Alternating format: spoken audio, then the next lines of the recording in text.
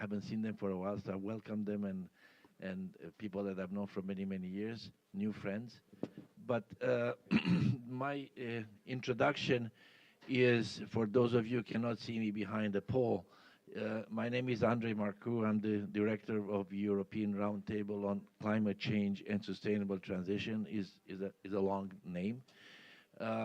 We're a Brussels-based think tank, which deals with European and global climate change policy.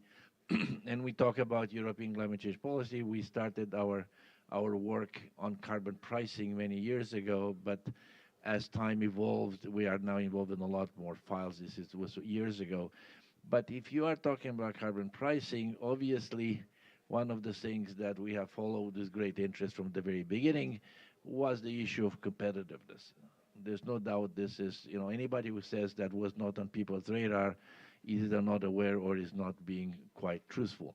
Because initially when we started this, there was a little bit of auctioning, and there was mostly free allocation, and then we moved into more free allocation as a way of addressing energy-intensive trade-exposed industries, opening to competitiveness. As the time went by, as you will know, the prices in the EU ETS have not been a great factor for many years. They were a little taxed of 5-10 euros a ton, so it didn't really impress anybody. But things have changed.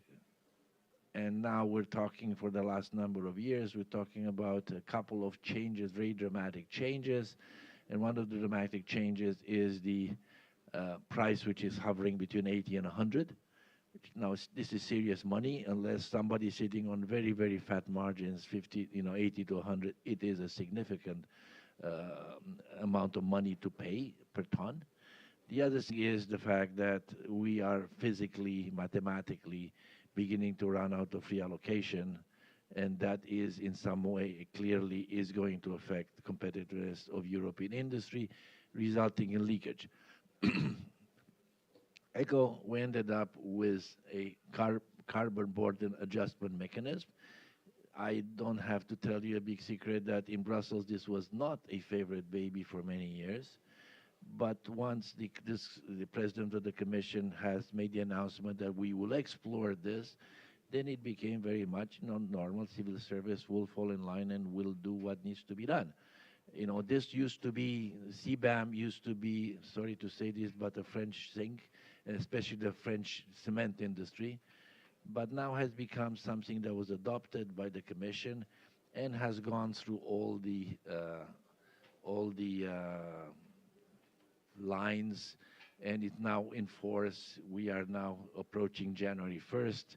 It is the critical time. What I would also want to say is that when the Commission and the European institutions introduced CBAM, it was a little bit, we were very distracted and very focused on European climate change policy. Europe has been a leader with the emission trading system. They envisaged this being like kind of a docking station for the whole international carbon markets, et cetera. But lo and behold, all of a sudden the U.S. kind of woke up and came up with the IRA, a very unfortunate name, but nevertheless, it is something that has made a difference. So we are now in a situation where we are looking at a moment where there's a competition of ideas and a competition of approaches. Now, ERCST as an institution has started working on CBAM just about 40 years ago, I think, Michael, when this became an item of policy in the EU. We were extremely fortunate that we assembled a team, a very good team with Michael Melling here, who is at MIT and in another number of places, but also a board member of ERCST and a fellow at ERCST, and also Aaron Cosby, who is a well-known international environmental economist, and with the support also of Sarah. So we have been doing quite a lot of work for the last 4 years.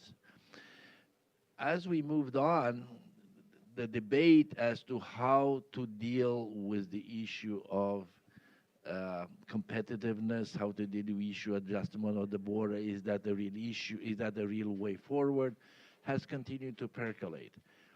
Ego, a long road, and we ended up with a project called the International Dimension of EU CBAM and Climate-Related Trade Measures. This is a 3-year project that we are undertaking. And this project, I will go through it very quickly, but it's something that if you want to, if we can change the slide. And the pictures, our pictures, they are great, but maybe we should change the slides. Yeah, next one.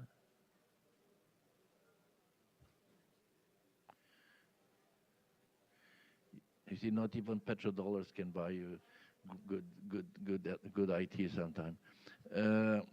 So this is the purpose of the project, is to explore how trade-based climate measures aiming to address GHG leakage can be designed to account for differences in climate policy across various developing country trading partners. Now, this is a way that is being written here. To make a long story short, the intent of the project is very much to look at a variety of trade measures, and CBAM happens to be one of them, and then look at different domestic climate change policies and see how they relate. Why? The CBAM will recognize certain trade measures, certain climate policies, such as the visible carbon price coming over ETS or taxes. But there are other ways that you can have trade-related measures, and they will recognize a different range or a different approaches in comparing levels of effort. And this is kind of the purpose of this project.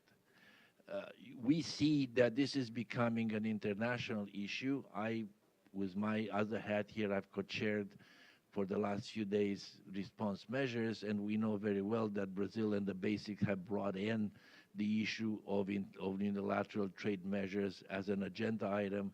It fell off the agenda, but now it is somehow sitting somewhere in a nebulous space, waiting to be assigned to some item. So it's going to show up in GST, it's going to show up in response measures, it's going to show up nowhere, but it's clearly an issue.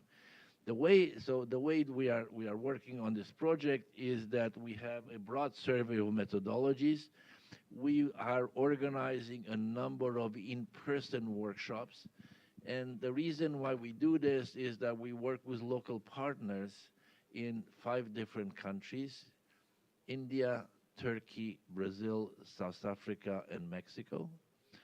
And we try to collect information and understand how different trade policy will interact with the domestic trade climate policies in these countries. And what we have done is, what we will do, we'll propose modalities that could accommodate a variety of domestic climate policy designs in international trade-related climate measures. So this is the genesis of the project. It really to explore different approaches on climate change policies, and you'll hear them from my colleagues. After you hear them from my colleagues, what we have invited some of our partners, and I'm very happy that Rodrigo Lima from Agricone in Brazil is here. Rodrigo is someone that is highly respected in Brazil and in many other places because of the work that they've done.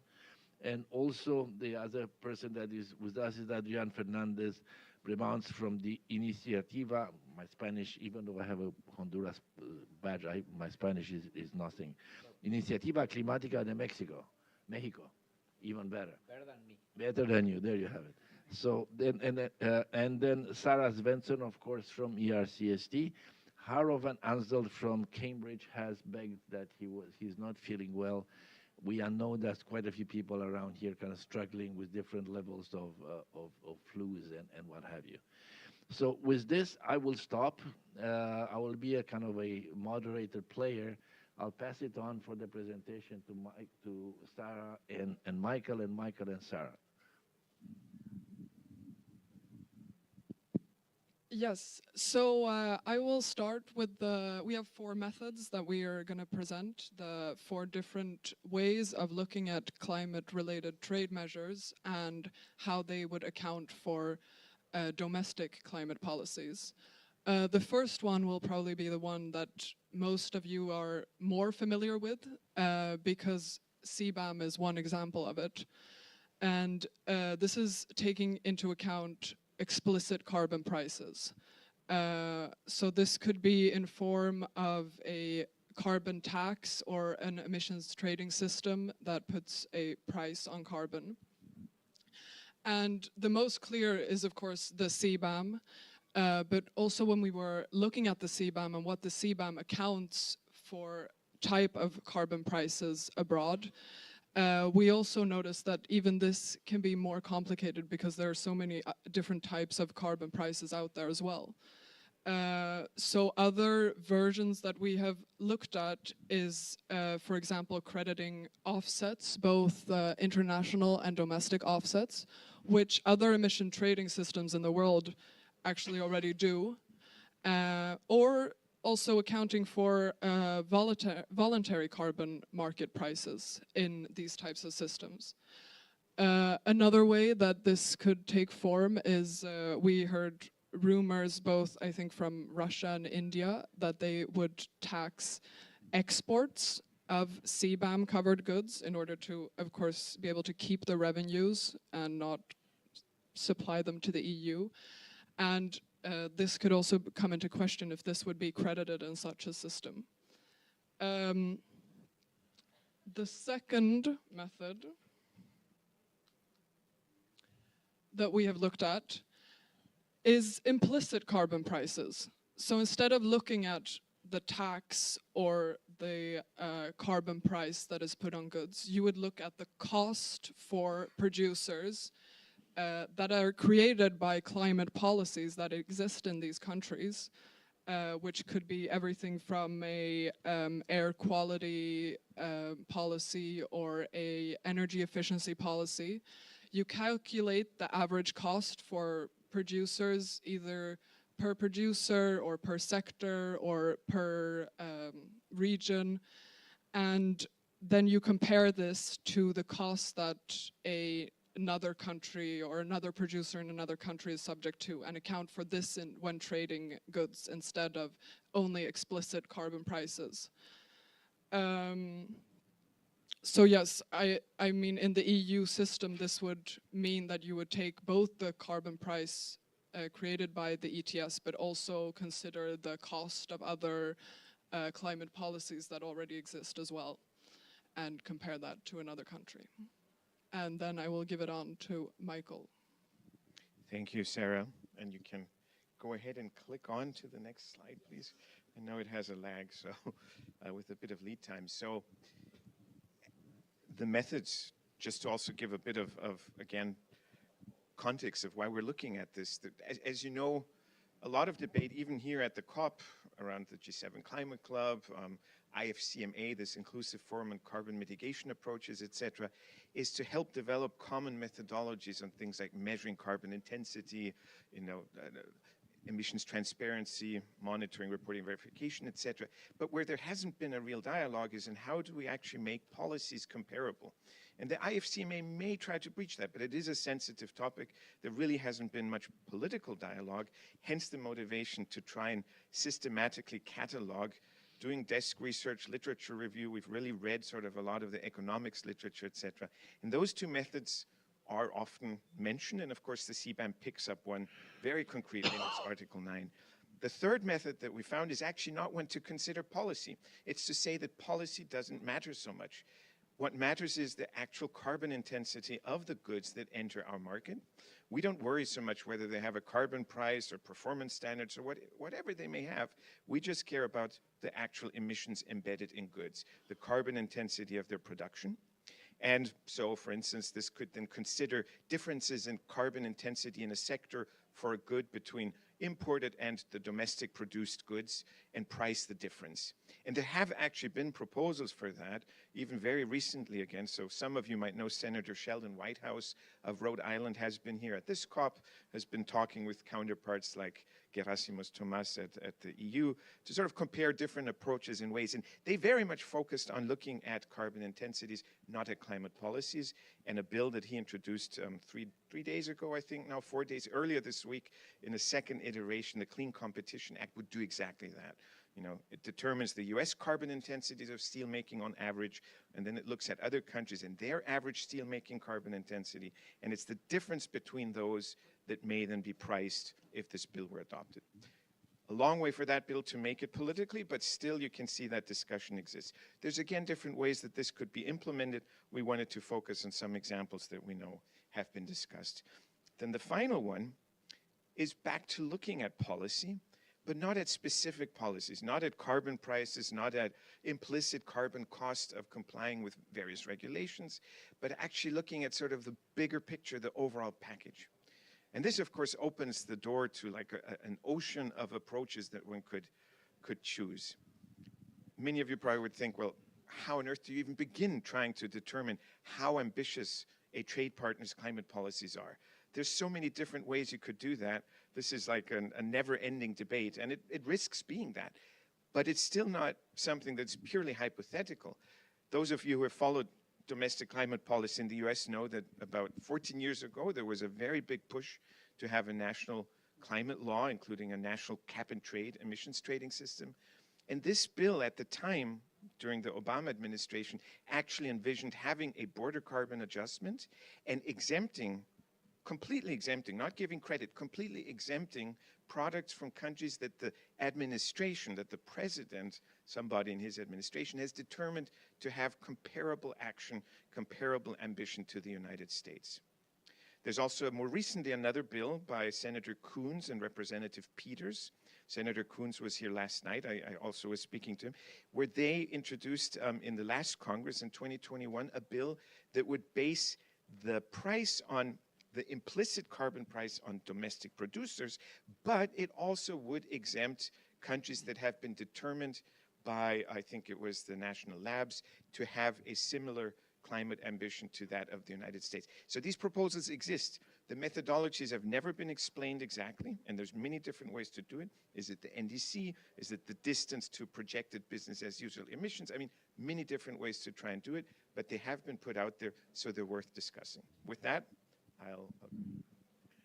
Yeah, well, so this is as far as we got at this point. We're testing these ideas and getting reaction in two ways. First, to get reaction from intellectual reaction from our partners and stakeholders in different countries. Again, we started with Turkey, and we work there with STEPA, who is one of the important think tanks in India. We work with Terry, and we went to Delhi and talked about it. And now in February, it's before the carnival or after the carnival, I'm not sure, but we will be in Brazil with Agricone, and this is where Rodrigo is going to be our host. Rodrigo, please. That is before the Brazilian COP. Before the Brazilian COP, yes. You're all invited to our seminar in Brazil and then to the COP, right? So thanks so much, Professor, for the invitation. It's a pleasure to be here. And it's for me, it's extremely thoughtful and important to have WTO and all the trade debates on a UNFCCC COP for the first time structured, because the connections of trade and climate are there, and there's multiple challenges and potential levers to accomplish climate goals using trade. And so it is really exciting to be able to talk about trade and those interactions. When Sarah, and when you bring the potential models, it opens a huge space and to think about what a country that wants to adopt a measure such as CBAM, because carbon leakage, which I think it's really an important motivation. But what would be accepted in terms of importers and exporters and then producers of what is being exported? What those stakeholders will need to have on hand to pass by an information to the EU Commission or another authority to be compliant with the regulation or not achieve certain level of carbon goals and climate goals, and then need to buy the CBAM certificates. If we are talking about the NDCs, because we are here, the UNFCCC, the Paris Agreement, parties presents their NDCs. In Brazil, we will have the NDCs presented to 2031 to 2040. We will be thinking about 2040. And the NDCs are the basis of climate policies and are created from a bottom-up approach. Countries will analyze and propose what they want. And so theoretically, the NDCs should drive countries' actions. And if we are creating models such as the CBAM to tackle the different stakeholders that will produce and then export, and the importers here will need to manage and get a lot of information and require information, because otherwise the importer will have problems. This might create difficulties, especially because we don't know what will be accepted by the EU authorities in terms of passing consistent information regarding that product and its carbon content. So this is extremely challenging, and again, it's extremely important, but challenging in terms of being entering into force and really starting to happen. And we have the CBAM as the first example, but we have different models being discussed, but what I would bring to you is that let's think about 5 or 6 or 8 different CBAMs coexisting and being applied in practice, everyone with different requirements, different models to comply, and how operators from this side will cope with these 8 different models, and what would be the effective climate ambition that those models could deliver, thinking about all the challenges and the obstacles and the compliance costs, all of the future to be able to comply with this from an importer and exporter perspective. And this is challenging in terms of entering into force and starting to operate and so on, to deliver a climate ambition here, because those regulations are created because of this. And the other side, we have the NDCs. The other side, we will have the global stocktake decision, the presentation of the updated NDCs, countries creating its ETS systems. Brazil is now discussing, maybe today, I'm not sure, but maybe today, because our ETS proposed bill passed through the Senate, and the deputy in charge of the bill at the Congress was here last week, Deputy Aliel from my city, and maybe it will go to the Congress today to be voted, because Brazil wants to announce here in Dubai that we approved. But I fear that it won't be approved. But we are very close, Professor, to approve our ETS. and we will have sectors regulated, but what would be the Brazilian carbon price when we got to the system really running and so on? I can't say because I don't know. What I know is that we are designing a regulation from an ETS that we will have the free allocation of allowances at the beginning, stepwise approach, and then no more free allowances up front. But what would be our price? I don't know. For sure, it will not be 100 euros per ton. Yeah, this is challenging, right? And imagine different countries creating their systems. And in Brazil, there's a lot of rumors saying that if we have an ETS, we will be totally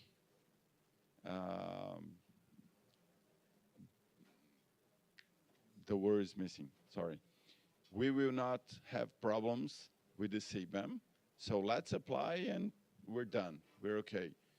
Not necessarily, because again, it will depend on what sectors, what products must be, of course, the most emitting sectors in the EU, in whatever country, but having an ETS not necessarily it's an avenue to avoid potential burdens on CBAMs alike. So the challenge to build mutual supportiveness between climate measures related to trade is huge. And again, it's very important to have WTO on board on this. We will have the MC in February, MC 13 of the WTO, and carbon is there, and hopefully we will approve a mandate to start negotiating something more tangible in terms of trying to find balance. So what I would end saying that it is extremely relevant and important to debate how to accomplish these goals, but it's extremely challenging to find a little bit of common ground on how to approach this. And because of that, and I feared what I would say now, we will end up creating different models that will coexist and create obligations to different stakeholders. The objective, it's totally important. Climate goals. Yeah, I understand. But if you have different models, totally different models, we will probably end up creating barriers, costs, and how to at least try to create a level playing field in terms of how to achieve these climate goals with the trade-related measures. This is it's not a $1 million question, it's $1 trillion questions, because it's really complex. Thank you so much.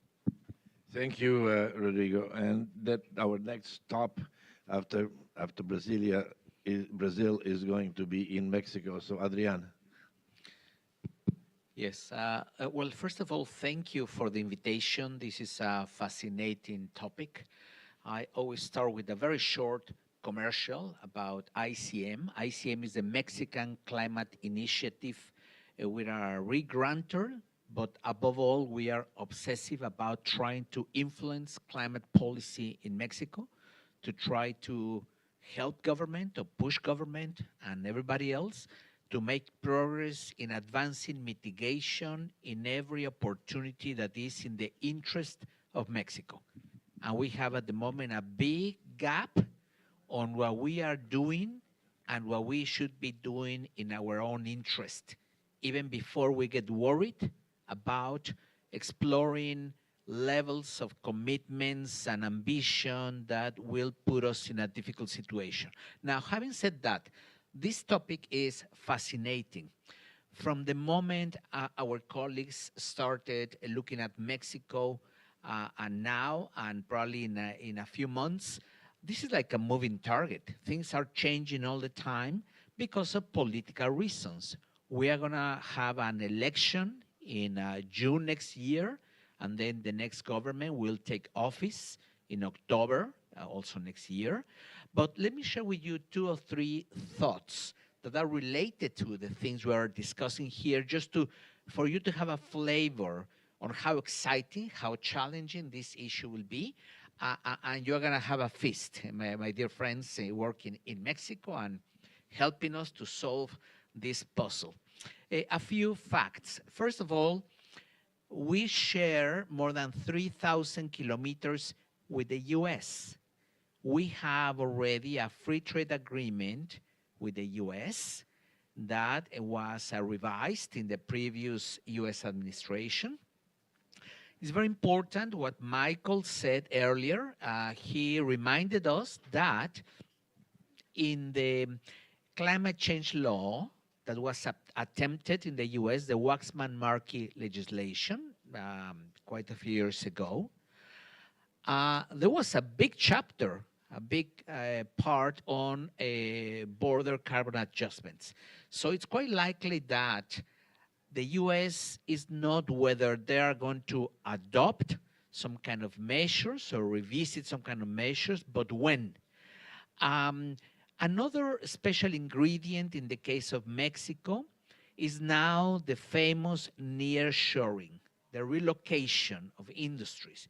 Because of the geopolitics and the relationship and interaction between China and the US, I will not elaborate, but just the consequences of that is that many companies are looking at expanding operations in Mexico, and others are thinking about even relocating back to the Americas to put their new factories, for instance, for electric cars and for solar panels and other technologies right across the border. This also includes significant potential integration of the electricity grids and many more things.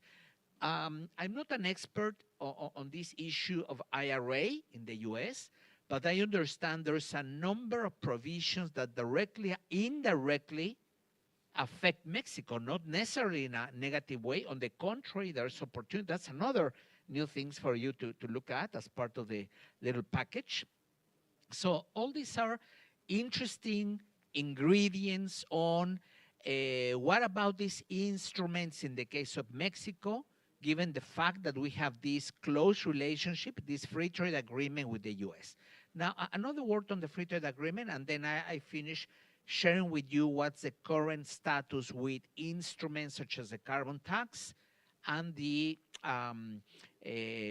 emissions trading. So, but on the trade field, in the last 2 or 3 years, the current administration, let me put it softly here, have got into serious trouble with the US because there seems to be significant evidence that Mexico, in some sectors, I will tell you which ones, apparently have been violating the principles of the existing ongoing free trade agreement, and we have been even violating principles in our constitution, and the US has been thinking seriously, probably for too long, to take Mexico to an international panel to discuss the treatment we are given as we speak to international and especially US companies working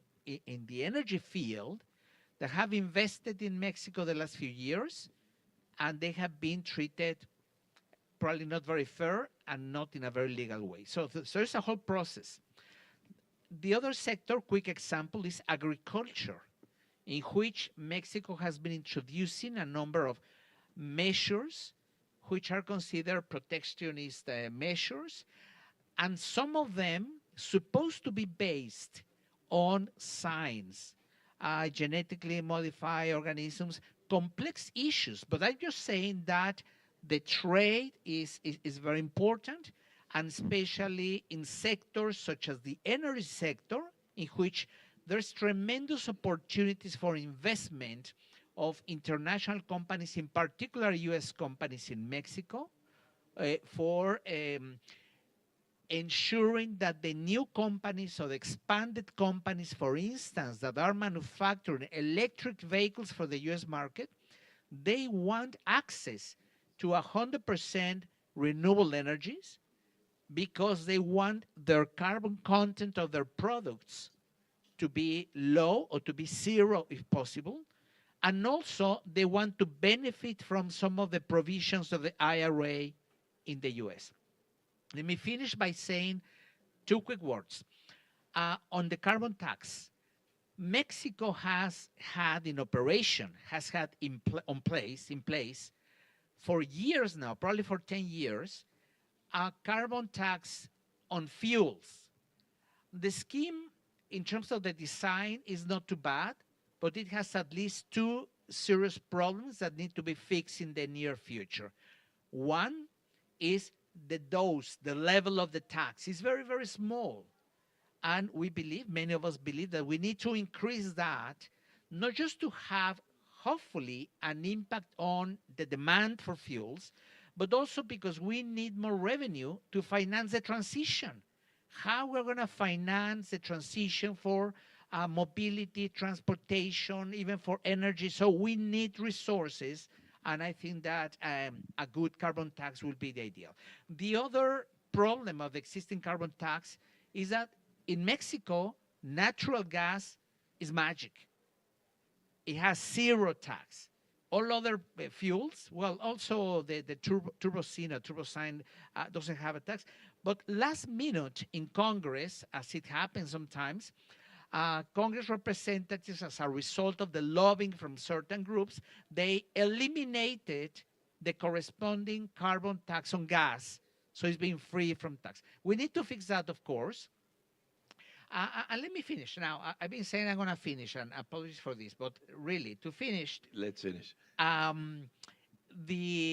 Regarding the emission trading system, the government worked on this for a number of years, but then when they were about to finalize a pilot exercise and to move forward to go for a real scheme, they realized that their state-owned companies, Pemex and CFE, the electricity companies, might be, they say, in disadvantage and in trouble. So they stop everything until they think how to take care of their state-owned companies, which might be doing quite bad. They're doing quite bad, so they might be even worse in a regulatory landscape that you have to reduce your emissions.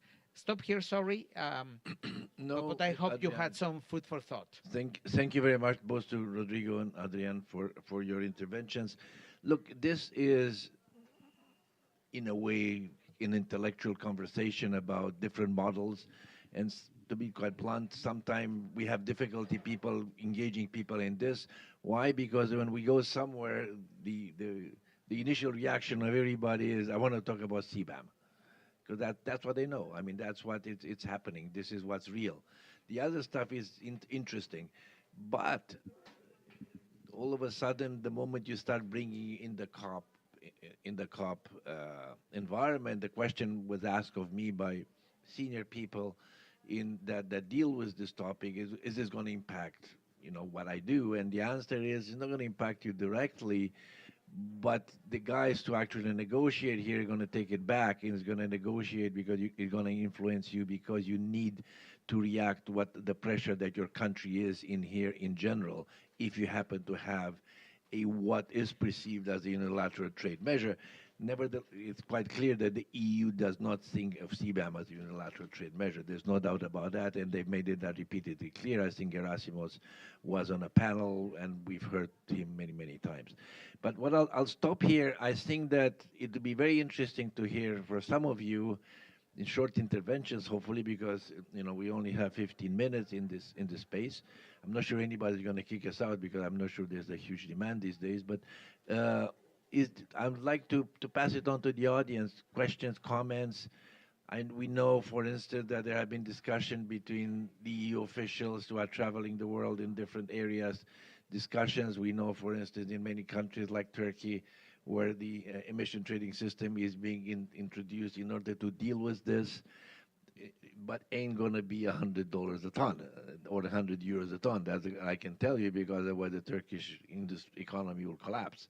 So any comments and reaction on our vision of moving forward, how this is going to evolve?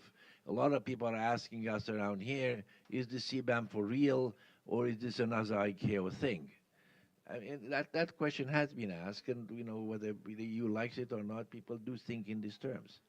So I'm opening to the floor. Unless I have to force people, if not, I come back to these guys.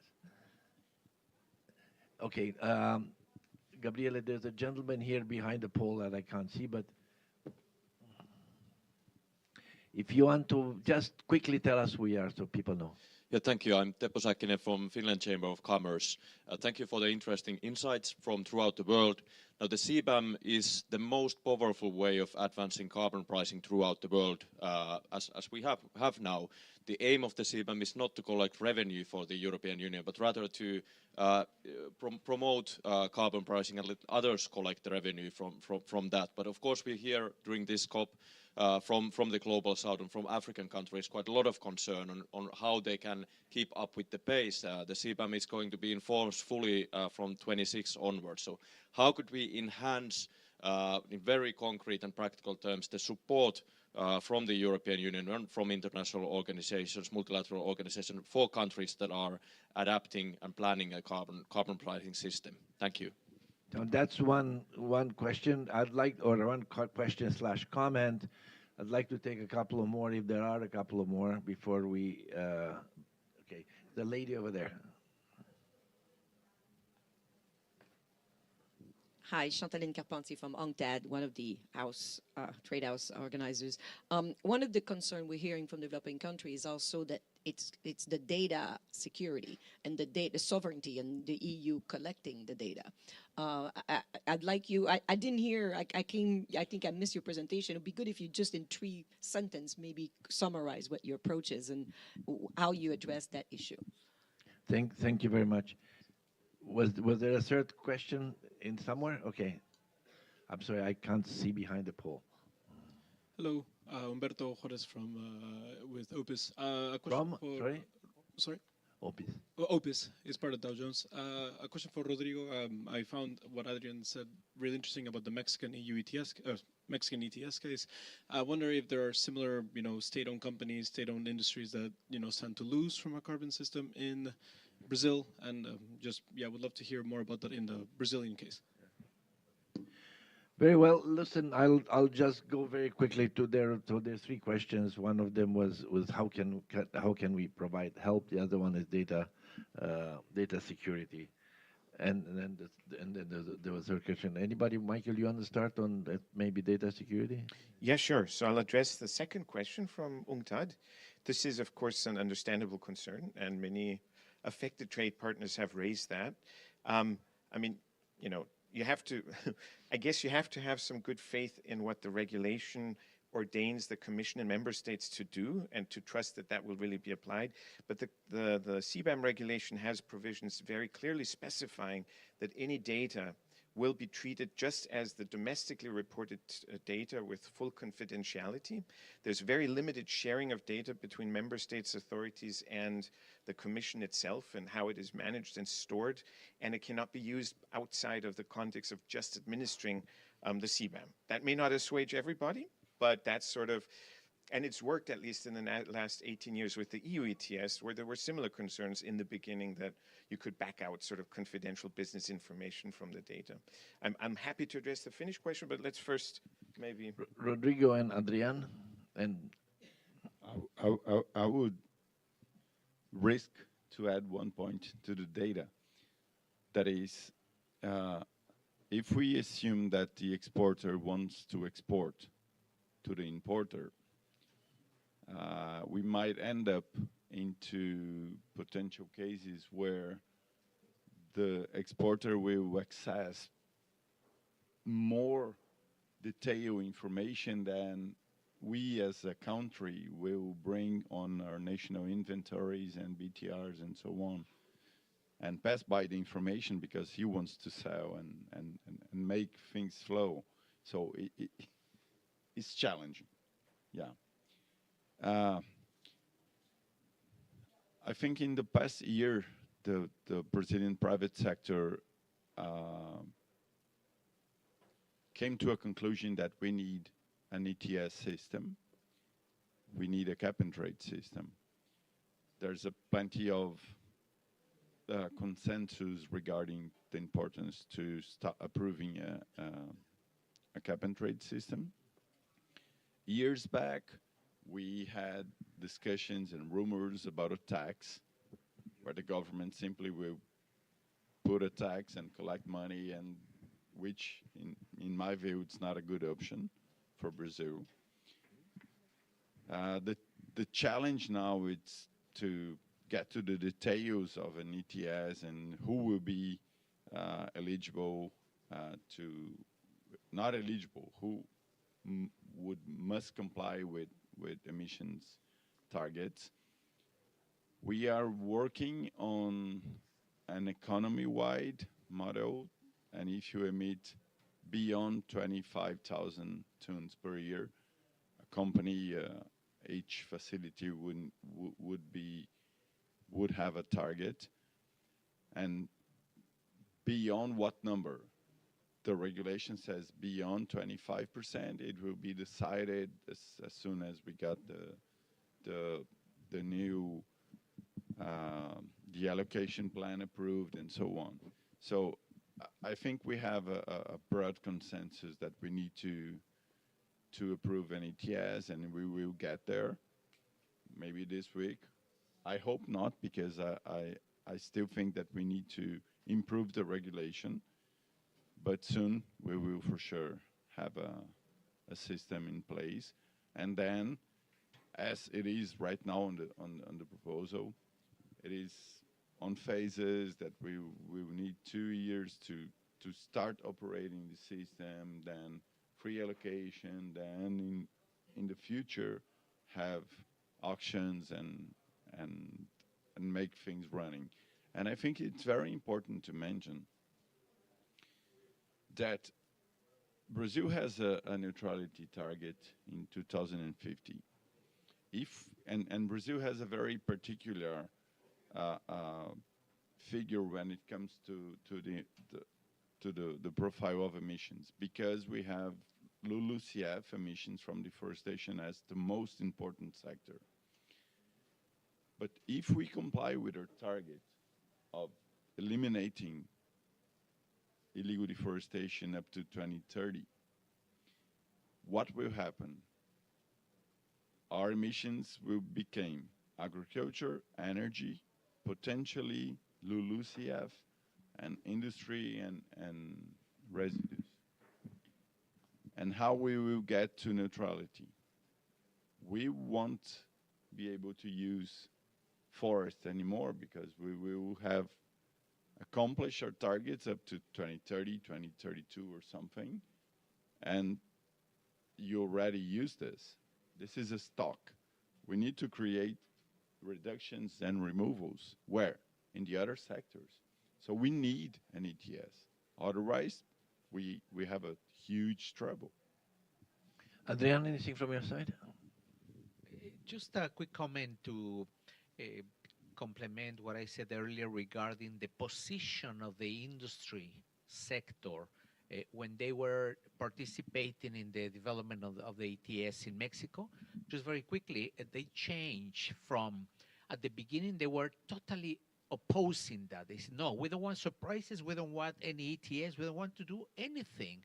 But then they negotiated that the responsibility, a sort of cap or participation in the overall mitigation for Mexico, for the NDC, was going to be only 5% compared to their baseline. So it's nothing. You bring a student from engineering and then you find efficiency of 5%.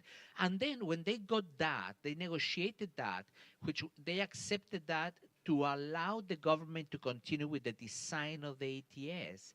And then they changed completely to be super enthusiastic because they said, oh, now we want the ATS, 5% that is obligatory, I do it like that. And then they were already enjoying future exchanges with California in a fungible market. They were saying, oh, we're going to make a lot of money. This is fantastic. Transitioning. Exactly. But then the government stopped the whole process. I'm just saying that depending on the sector you are, the conditions and many other factors, whether this is going to evolve in an efficient way that is also optimum for all the players and that becomes a useful instrument for a country for advancing, for instance, in achieving the NDC or not. Well, I'm looking around if there's any other short questions. The gentleman here, Gabriele.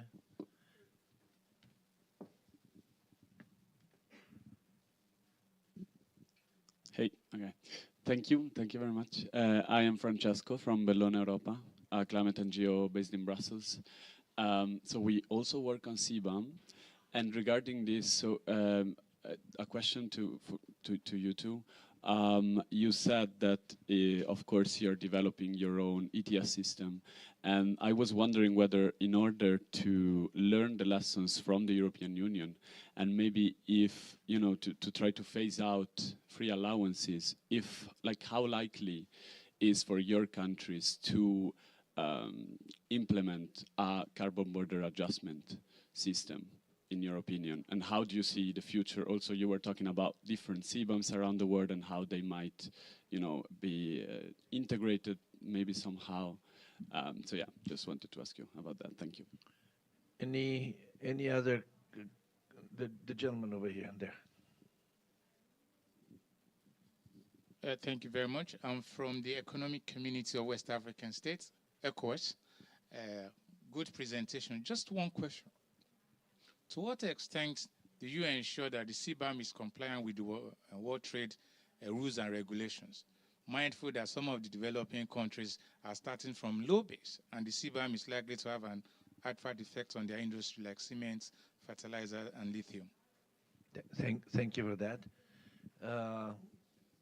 If I don't see anyone else, then what I'll do, considering that I have 3 minutes, what I'll do is I'd like to just go through the panel. I think one, you know, in a way, the question that came from Bologna, I think it's probably a very relevant, also kind of general question for closing, because what we're seeing is, you know, we come from, you know, as former CEO of AIDA, we come from a global carbon pricing with a great story. We're going to have a global carbon price, and then we're going to do away with all this kind of stuff.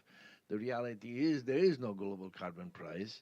So is this plan B in the sense that you don't link emission trading system, but you find some way to harmonize border mechanism or border adjustment mechanism in a more cooperative as opposed to more confrontational way, if you want? Does the UN have a role to play? Through what mechanism? WTO? So this is an important question because, as is in the RCST, we don't believe that this is the end of the story. You know, you have CBAM, IRA, net zero. The UK is thinking about it. You know, big countries like Brazil are going to have to deal with it. You know, you may have an emission trading, Rodrigo, but ain't going to be 100 euros. So anybody going and telling the guys in CBAM that they're off, you know, it's not going to happen. So the question will continue to percolate, and at some point, as you said, there's going to be some rationalization. Can I start this way, and let's go Michael, and then Sarah, and the two of you, that's closing comments. All right, great, and I'll try to be, I'll rush, you know. So te poquitos. They will not kick us out. They won't kick us out? There's a demand today. All right, good. So first, briefly maybe to the question Teppo asked about how can we, you know, enable developing countries, and especially least developed countries that are affected by the CBAM comply. And it's not only CBAM. I can tell you these trade-related climate measures, we will see a rapid growth in many different ways from Europe, but also other actors. And as you know, the EU CBAM itself has made a conscious decision not to exempt LDCs, for instance, not to earmark the revenue for recycling it back to developing countries. And there's reasons for that. And you will hear from EU officials how they defend it. And I think it's reasonable, but, you know, one can discuss, and there were differences of view that whether that was the right approach. I personally think that there should have been more outreach, at least, and inclusiveness. That's a bit of a missed opportunity at this point. Going forward, I think the EU will be much more, put more effort into being inclusive, and so should other actors. But we see the debate shifting. Climate Club, G7, which is broadening now to many developing countries, the inclusive forum of carbon mitigation approaches. We have these other platforms, emissions, energy transition partnerships, or JETPs.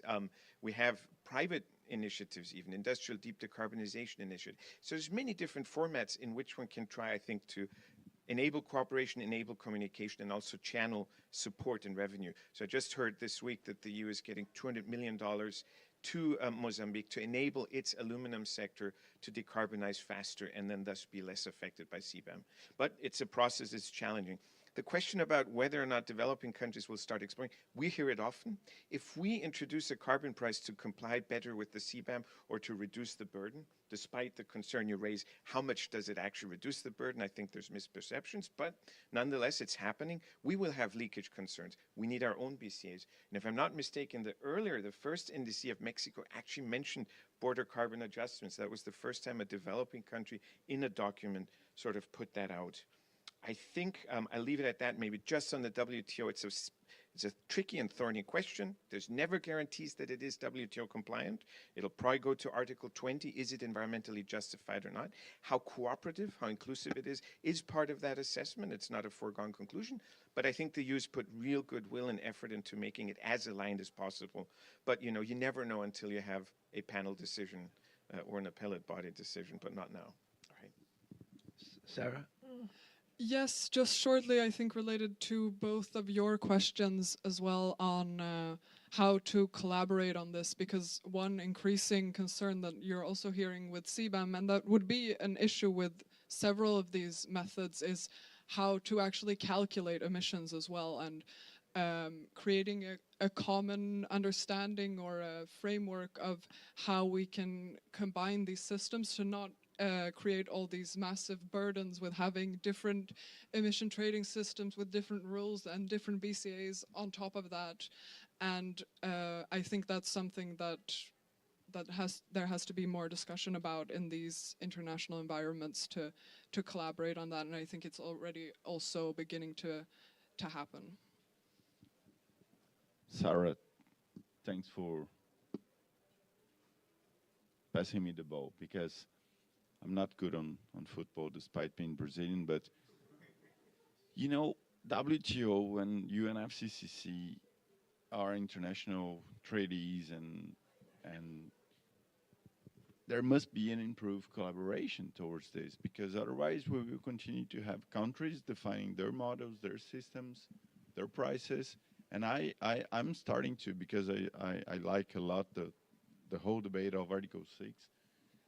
I'm starting to think about free trade carbon agreements. If we look to Article 6.2 and countries starting to negotiate cooperative approaches, we might start to think about free trade carbon agreements and what it looks like a free trade carbon regional agreement that can create a level playing field, thinking about a potential CBAM measure. I don't know, but this is on the table, right? So I think we need to improve collaboration, and the fact that we are here discussing, there's the trade day, I think it opens a space, and the whole unilateral measures debate within GST or response measures will fortunately create this track on the UNFCCC as well. You know, Rodrigo, we actually, in our immodesty, we actually did suggest to some parties at the beginning that if you want to make this whole unilateral measures, and especially carbon unilateral measures, because this is what we're dealing here with, a collaborative as opposed to a confrontational, maybe they can find a use for Article 6.8 because they still don't have a use for it, but then this may be a use for it. Adrian, you have the last word. Well, let me take the opportunity just to leave with you another thought, which is, well, I like very much the CBAM possibilities, personally. And also because this could be intellectually and conceptually connected to another very important issue, which is, of course, fuel taxes on fuel subsidies. So we do have, we've been discussing here, we've been fighting for years and years the huge level of fuel subsidies that in many of our countries we have. It's difficult to find an issue that from the political level is less popular than talking about, I'm going to eliminate the subsidies to the fuels. And those in government and those in the opposition always fight to each other, claiming that somebody wants to raise the price of fuel, not the opposite.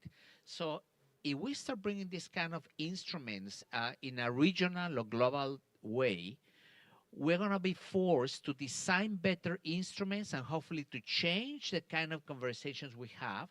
To me, and let me finish with this, it will be fantastic that we significantly increase the tax on fuels, and then we design a focalized subsidy for those that need it. With 1/3 of the additional revenue, I keep talking about revenue. Yeah, we need revenue. When 1/3 of the additional revenue, by eliminating the subsidies to fuels, we will be able to design some wonderful focalized schemes to control inflation, to help those that really need the support for fuels that are paid at the fair price and so on. So it's a very rich conversation, and there's a lot of dots that connect the various issues, and it is up to this community to work with you and come up with the right solutions, I think. Well, look, I have to be quite blunt here. I mean, we were really, really, really nervous whether it's going to be the five of us or what. And no, but seriously, there were events in this particular space where, and not only in this pavilion, but in many pavilions, which are very poorly attended at this point for two reasons. First of all, because the way the architecture of this place or the way it's organized doesn't make it necessarily conducive to that. The second thing is that people have kind of migrated by now back to their planes. But we're elated that we had such a good audience, and I don't know you all, but I know many people in here, and I know that you are very knowledgeable about this. So we're very grateful that you took your time. Very grateful for the panelists that were here. I think we have a good team in ERCST, and we have good partners. So it is one effort to try to create a space for debate. Again, we have no illusions that we're going to solve the problem, but a little bit helps. And intellectual ferment and intellectual input is what we do, because we're a think tank. With a little bit of help from our friends, we hope to get ideas, and we hope that this idea will propagate. So please keep in touch with us, and we'll keep in touch with you. Again, thank you all for coming this afternoon, and have a nice flight back home. Thank you very much.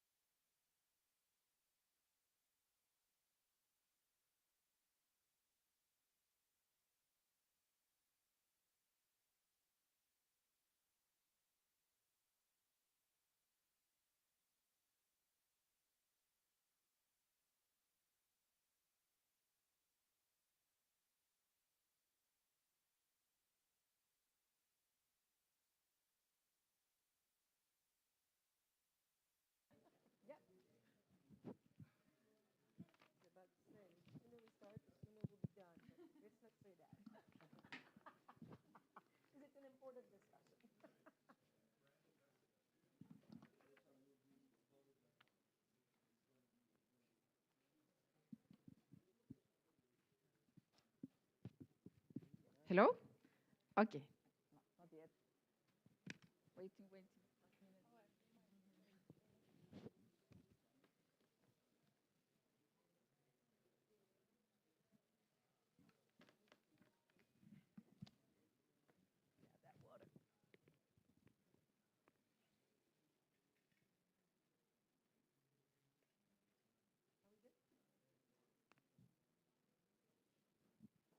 Okay, we're ready.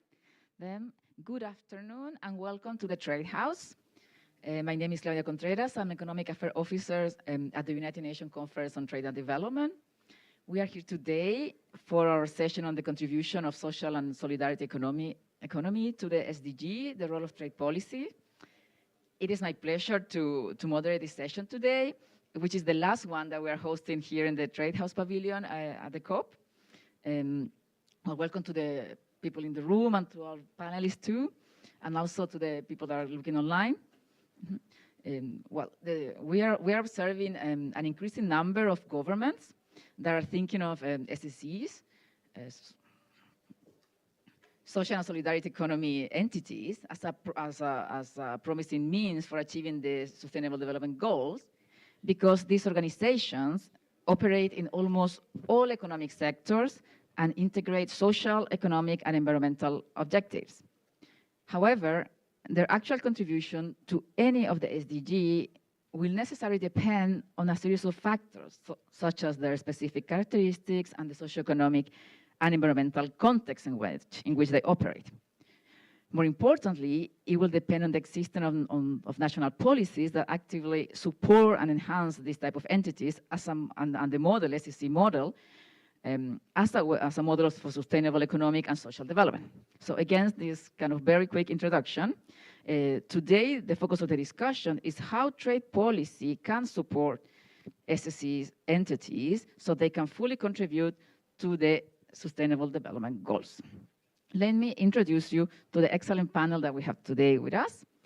Ms. Fabiola Mota, General Manager of the Organization of Brazilian Cooperatives. Dr. Danush Dinesh, Founder and Chief Climate Analyst, Climate. Dr. Cynthia Coulter, Assistant Professor, Department of Innovation, Technology and Entrepreneurship, United Arab Emirates University. And Dr. Chantaline Carpentier, Head of the Trade, Environment, Climate Change and Sustainable Development Branch at UNCTAD.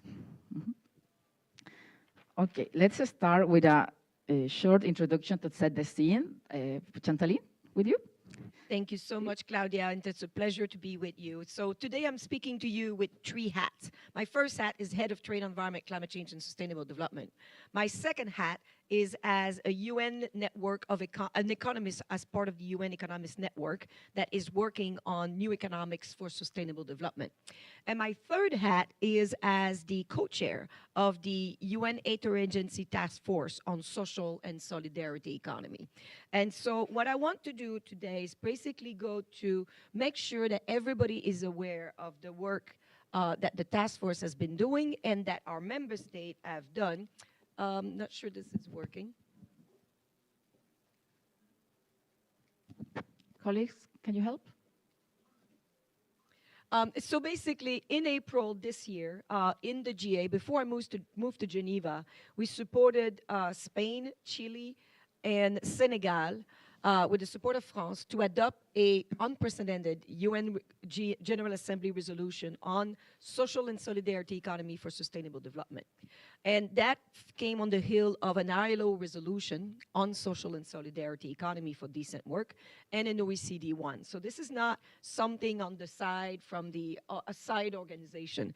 This is really something that is growing, partly because during the COVID, the lack of services that was available to the population in general, those services and these goods were pretty much provided by the social and solidarity economy entities.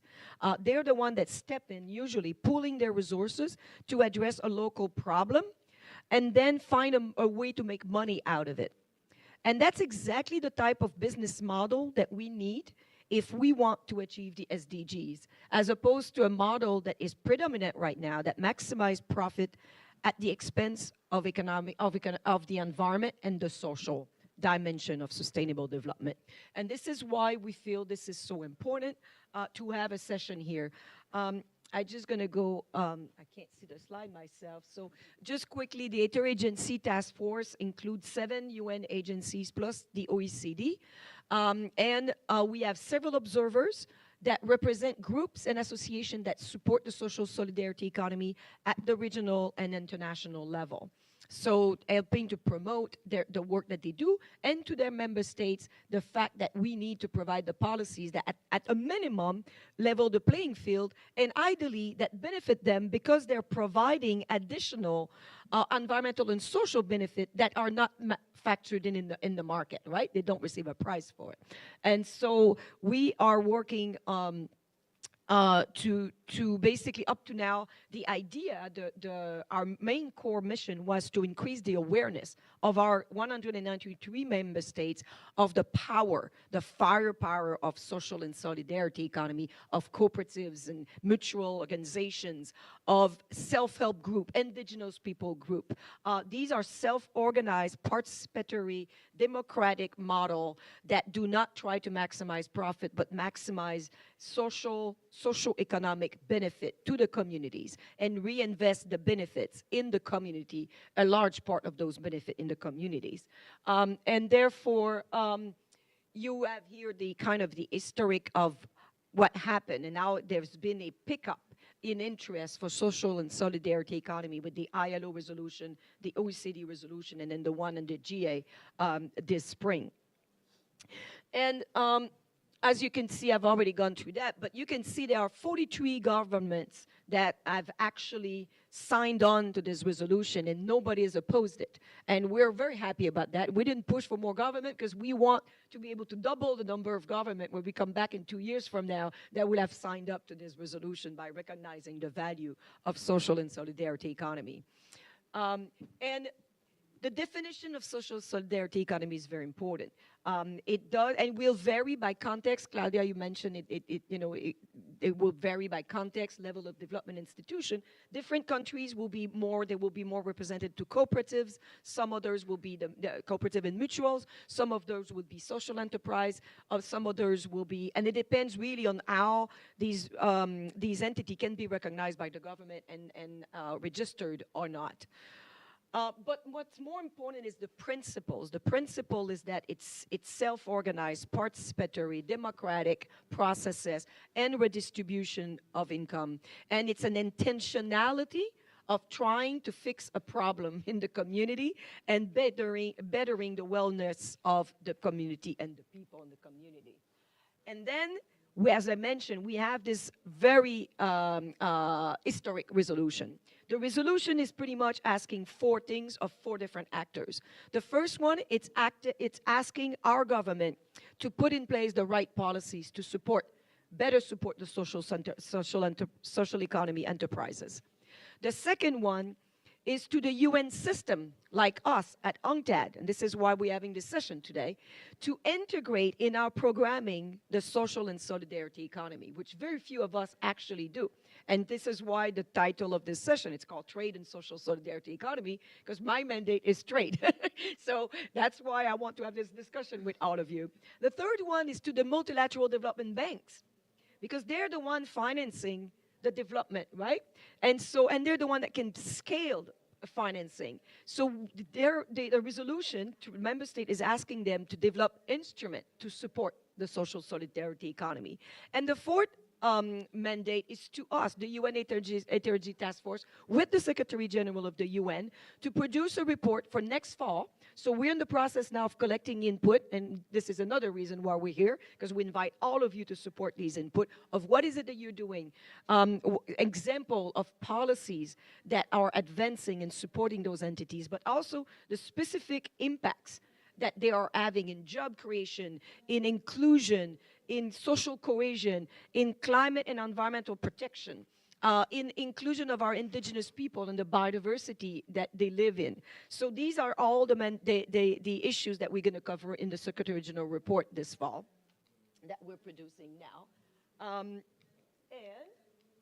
Doesn't advance anymore. Okay, that's okay.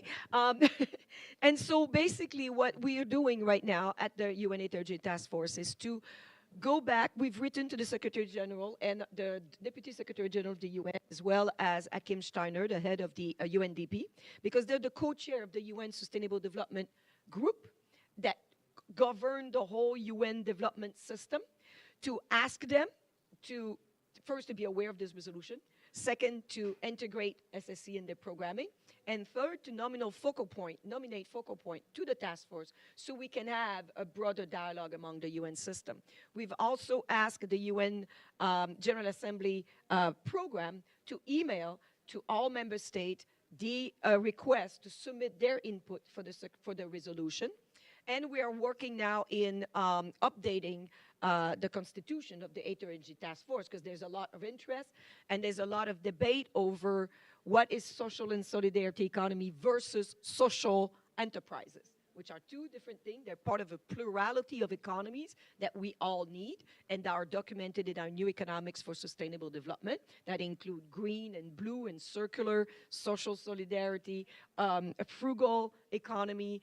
What else do we have? We have creative economy and the care economy. So these are all pluralities of economies that can provide new business model that are focused on solving a problem and then trying to find a way to make money out of it. So, Claudia, I'm going to stop here because I think it's important to have a dialogue after we all introduce each of our work. Thank you. Thank you, Chantaline, for that introduction. It's very comprehensive, and we already getting some keywords of what is this SSE concept considers, and in the context of the resolution, and what we want to do: inclusion, intention, cooperation, sharing benefits, and what policies. Well, let me start then. Now go to you, Cynthia. Tell us, please, what are the main factors that affect the trade and market opportunities of SSC's entities and the contribution to inclusive and sustainable development? Thank you. Hello, it's working? Yes. So first of all, thank you very much for inviting me to be here. Very excited to be discussing such an important topic. I think it's a good link with Chantal, because Chantaline was mentioning about creating this unanimity within UN and international organizations. And I would say that for nationals, that is also needed to have an institutional, a legal, and a policy frameworks in place. That means to validate the promotion and the development of the SSE enterprises, and the formalization. We mentioned that that many of these SSE enterprises are still informal, so we need to formalize them in our countries and bring support for doing that. The coordination, similar to what is happening at the UN level, across ministries at the government. So then we have the government has a common agenda to bring forward these policies. Now, looking more into the policies, and I think no surprise here in terms of ecosystem, but I will speak about three main policies, and it's bringing access to funding, access to markets, and access to training, to capabilities. In terms of access to funding, first of all, we know that these SSCs sometimes is problematic to find private funding, so we need to give more public funding, at least at the beginning, for them to start. Then also de-risking the private funding, so acting as a collateral to private funding as a public organization. And supporting alternative funding, crowdfunding, impact investing, that is is very trendy nowadays, and the SSE enterprise are very much in line to what impact investing is all about. And I will perhaps discuss a little bit more about impact investing in the next question. Access to public and private markets. We know that the government spend up to 10%, maybe 15% in the economy. So just having procurement, public procurement with this intention. So there are acts that have been created, social value act, in terms of having preferential procurement for companies that bring more social value, value that is not in the market, is not measured by the market, but we know that they are there. So bringing more public procurement, and also, why not, nowadays, because large companies and the private sector is also kind of encouraged to become more responsible, they need also to show some initiatives to bring more social value to the operations that they do. And then in this case, you have large companies like IKEA, Unilever, Natura in Brazil that are relating and are bringing to the value chain companies that have more social value, that hire more marginalized employees, and so on and so forth. So that is another aspect. And then my last point that I will talk is about training. So access to managerial, to technical, and to legal training for SSE enterprises.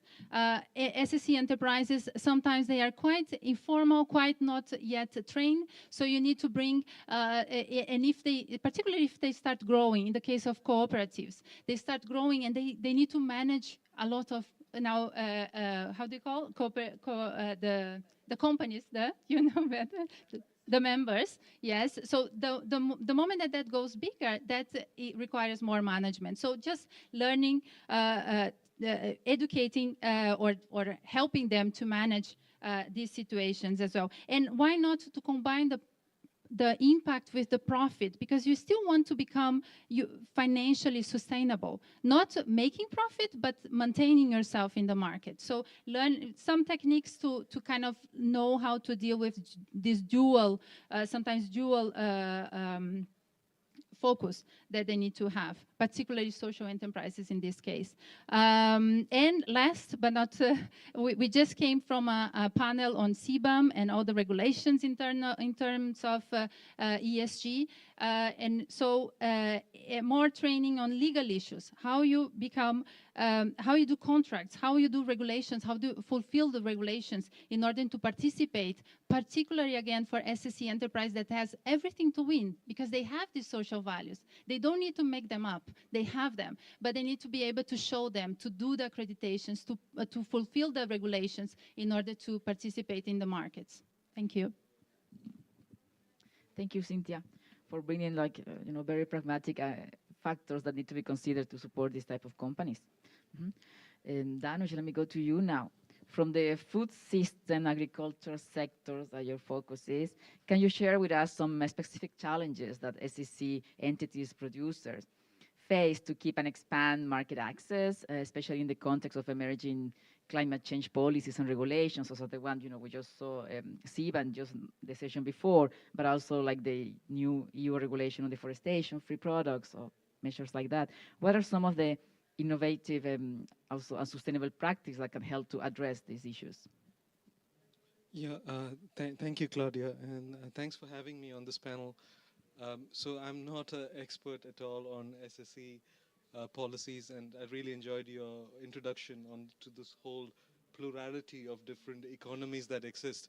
So I'm the founder of Climate, and it's actually a social enterprise, which I started about 707 days ago.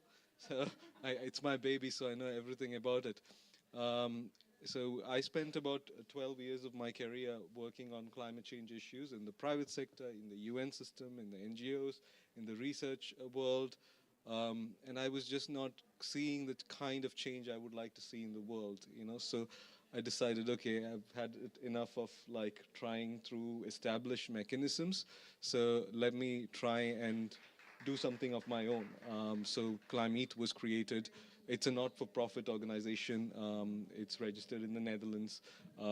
We are a teal organization, so we don't have hierarchy or anything. We have a board, so we're not like making profits, so we are accountable. We have a community that we are building. So it's not a cooperative, but it's a social enterprise. So for me, it was really interesting. And I've been at the COP the last 10, 11 days, and I didn't spend much time here. I was in the next room on board food. So it's really nice that you're breaking these kind of silos and bringing people from there so we can offer our practical insights. And then listening to you and last few days, reading up more on the solidarity and social economy, I'm like, wow, this is great, right? Because I'm trying to do this, and now I've got like frameworks from which I can learn. So I just wanted to share that first, but then listening to you, what I want to switch a bit the question and share my like practical experiences. So I set up the organization, and in terms of the policy support, we got support from the Netherlands Ministries of Agriculture and Ministries of Foreign Affairs, who gave us like the seed funding, which you referred to help set this up, because they could see the social value that we could bring as an organization for climate change, for food systems transformation. So that was great, right? But then I'm from India, I'm sitting in the Netherlands and seeing how do you do this? And that's not easy. And your point about training, you know, I don't have legal training. I have a PhD, but it's in environmental governance. So how do you actually make the financial systems, the governance systems, all of these things? And it's a huge challenge. And I always think, I live in the Netherlands, where the ease of doing business is supposed to be quite high, and it is very easy if you know how it works, right? And if I look at the past 700 plus years, I've spent most of my time not writing or thinking about environmental governance issues, but trying to understand tax rules and those kind of things. So I can completely relate to the need for trading. And it's not, I think the government on one side sees the value, maybe on other sides the tax office doesn't see the value. So there is this challenge of how do you align. They may sign up to the declaration, but how do they align the different services, right? There is something called the value-added tax, and this is like a constant nightmare for every not-for-profit. So it's like, if you are a not-for-profit organization, which code do you choose? And in the code, there are so many subcodes, and you make a mistake, you get a fine, and I mean, we're trying to do something good here, right? So it's like constantly, the system as a whole, I don't find it very empowering. Let me just say that. And it gets more interesting from an academic perspective when you also try to expand. So we've been trying to attract funding. So we're trying to attract philanthropic or private sector funding, which you mentioned. Then there comes other challenges, like how do you demonstrate that you're a credible organization? Very often you're asked for your last 5 years of balance sheet. How do I provide that if I'm just new, right? So it's very interesting, and we try to demonstrate our tax status in the US, which took me 21 different documents which I had to fill, which normally would need a lawyer and an accountant to do, but normally, you know, as a founder, you don't have these things. So what I have to, short answer to your question is that there are so many challenges. Everybody might appreciate the higher level significance in the contributions that you're making, but when it comes to actually doing things, it's a real struggle. And I only wonder, like, if it's such a struggle based in the Netherlands, how would it be in other countries where the systems are less developed? So that's something I'm thinking about, and what I'd be really keen also working with the UN, if there are opportunities to make this easier for others like me, because everybody talks about the need for social enterprises. Are there ways we can help that? I'll be very keen to collaborate on that. Well, thank you, Danush. It's interesting to see from the experience that somebody is actually in the field and doing things, and you have a doctorate. Imagine when you're talking about marginalized communities, that they don't have access to information, to the resources, to get organized, and they're cooperating with others. All these challenges you face, they get escalated exponentially, I imagine, I would say so. Fabiola, please tell us now, going to the field of what is happening with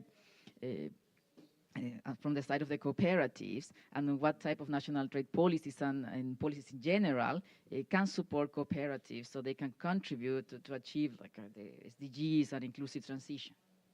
Thank you, Claudia. First of all, I just want to thank you all for bringing cooperatives into this discussion, such an important discussion. And just to set the context for people that may be watching us here online now or forever on the internet, as we were saying. Maybe some of you are not familiar with it, but it's important to emphasize that that co-ops are a different business model, right?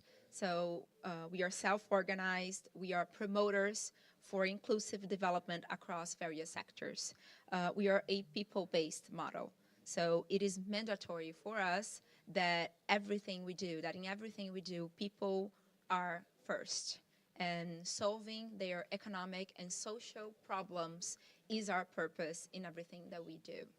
And so we empower rural communities, we foster financial inclusion, and these cooperatives embody principles of collective action, innovation, and resilience. In several fields of agriculture, Brazilian cooperatives, they are a way of empowerment for small and medium farmers.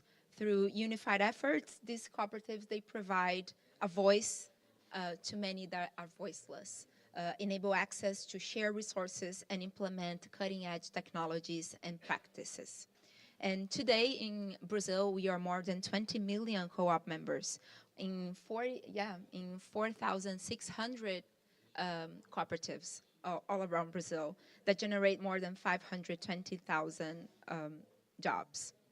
Cooperatives are responsible in Brazil for 53% of the grain production and already respond for the largest banking services network in the country through our credit unions.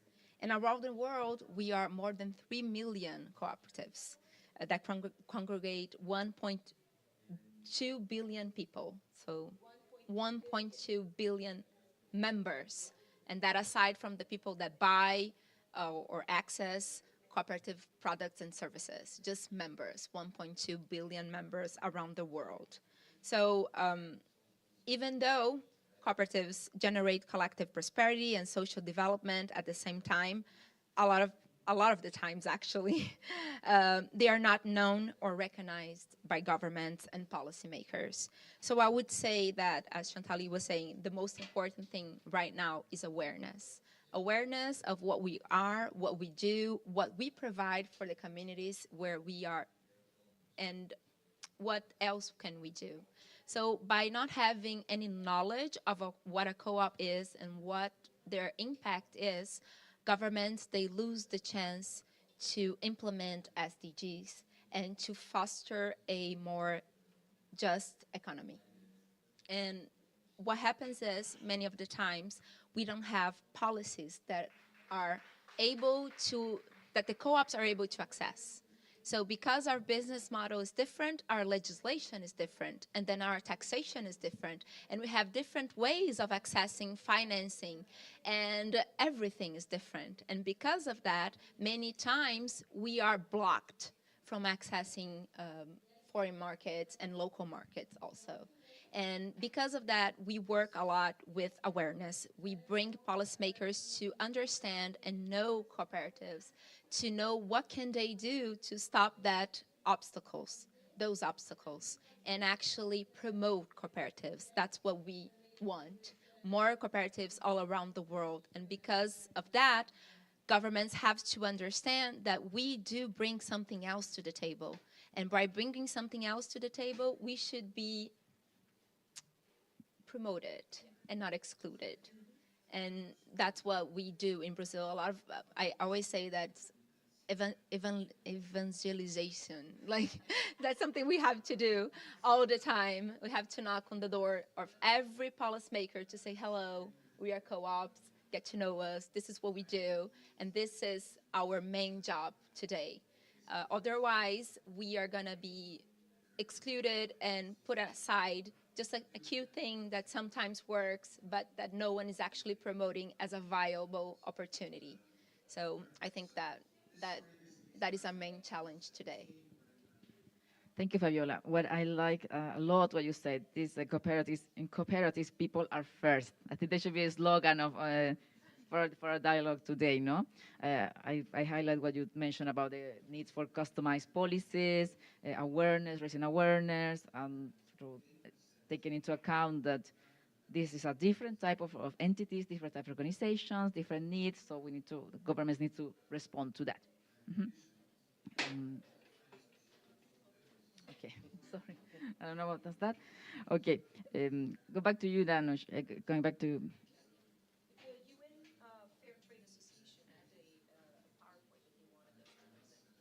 Yeah, the second question.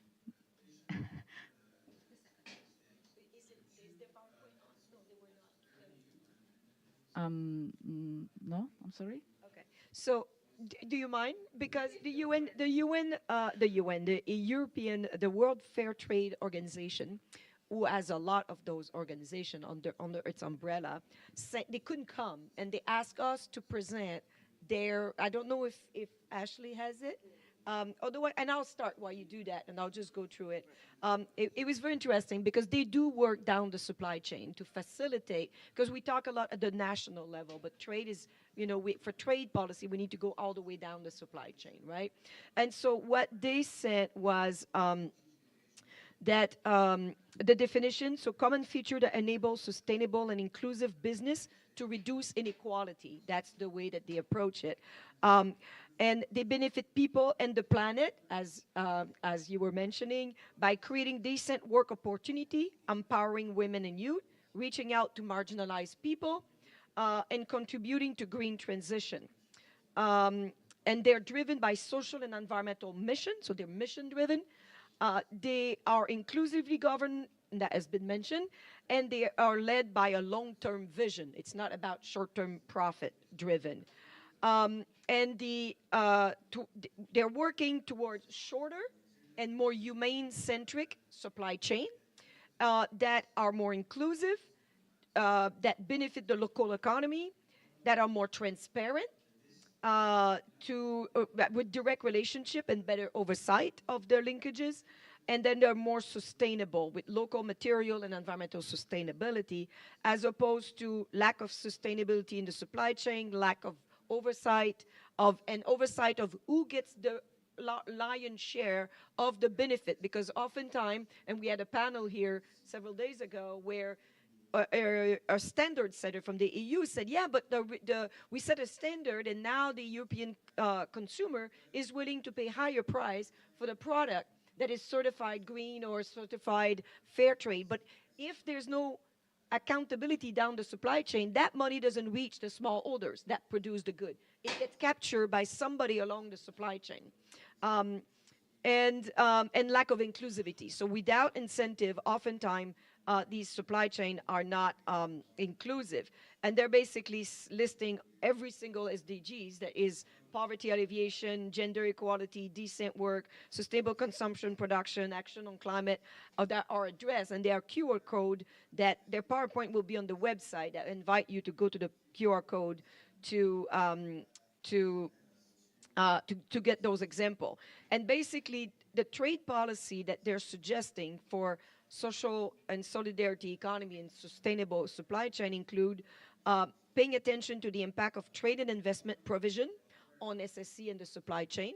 So because you need the investment, and we've mentioned that, and right now there's really no dedicated funds in a lot of countries because they're not recognized. And the traditional bank do not lend to cooperative typically because they're just not knowledgeable about them. To introduce preferential import and export scheme for them, to counter the short-term unfair competition from mainstream cost-cutting by unsustainable production and practices, and even giving a premium for that because you provide additional services. Help connect domestic social solidarity entities with their peer in other markets around the world, and their trading partners. Marketing and connecting suppliers and buyers, because this is very expensive for the actors. Best high-skilled job creation. Retain fair share of the production of the value that is created in the supply chain, as mentioned. And then, as you mentioned, Cynthia, sustainable public procurement. So these were the ideas that they put forward. So I just wanted to make sure, and then the PowerPoint will be online. Yeah, they will be online. We couldn't make it work now. And sorry for that. Well, let's go back now to the second round of questions. Thank you, Chantaline, for sharing the message of the organization. Well, Danush, what is needed to ensure that upstream producers, such as farmers, cooperatives, associations, participate inclusively, from your experience in food systems, participate inclusively and sustainably in global markets?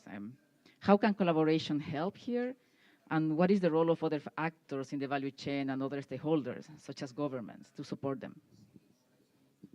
Yeah, thank you, Claudia. And maybe I switch from me being the social entrepreneur to the kind of work that Climate does. So what we're trying to do is to accelerate a just transition, enable farmers more with providing innovative solutions. So it's like one of the key discussions that's been happening on the food side of COP is what are the technologies and solutions that's available that can reduce emissions. Like we know food systems, they account for 1/3 of the emissions.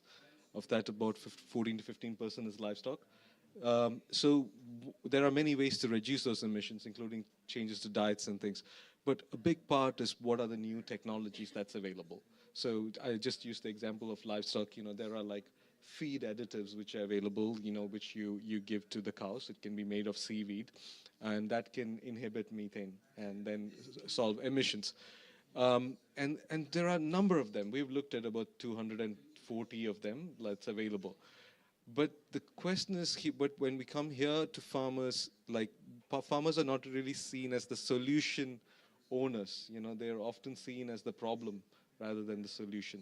And I see that also in the farming communities here, the farmer constituency, because they're often seen as like, okay, you're farming, you're creating emissions, but they're also creating food which you're all eating, right?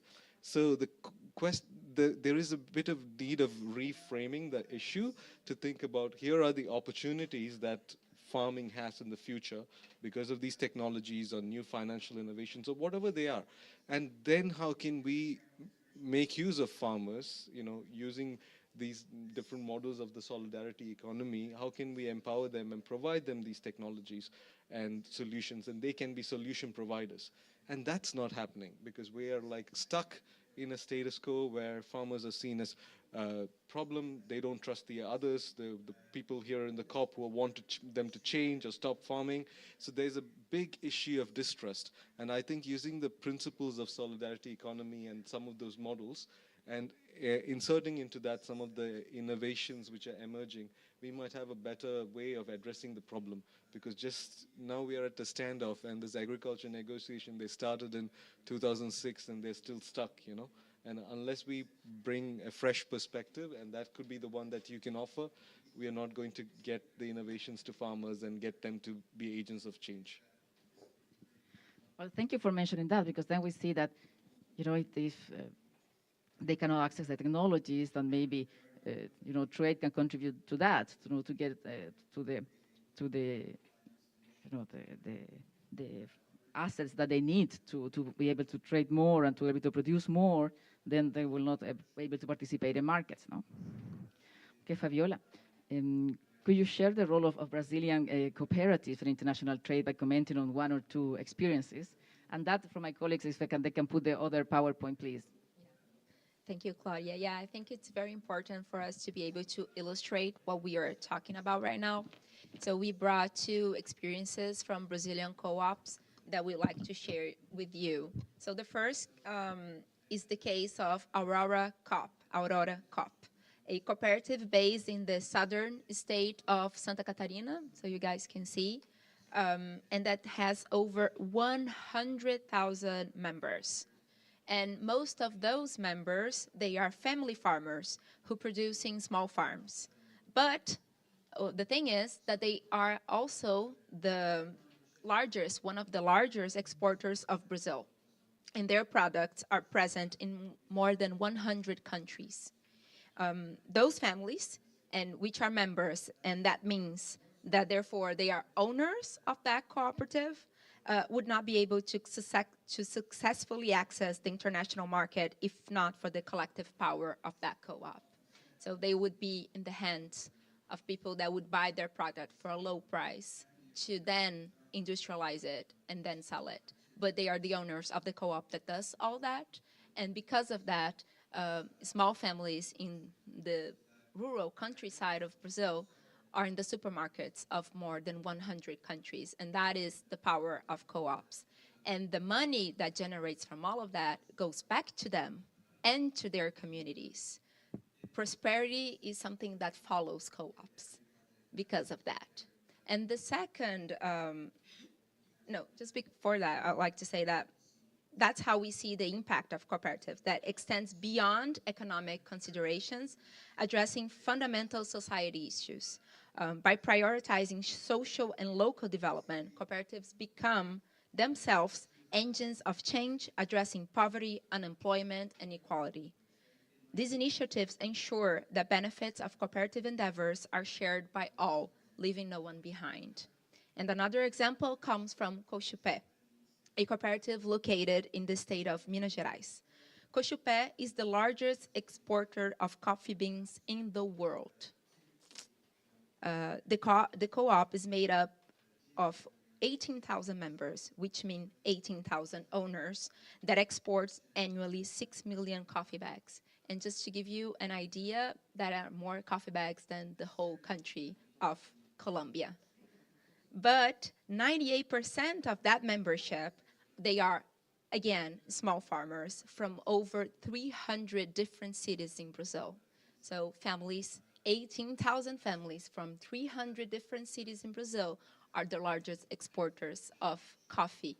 And they don't not only produce the coffees, but they are the owner of the co-op that is going to industrialize that coffee that is going to be exported all over the world. And because of that, the resources coming for their community, for their cooperative business, have been improving social conditions in the country for the last 90 years.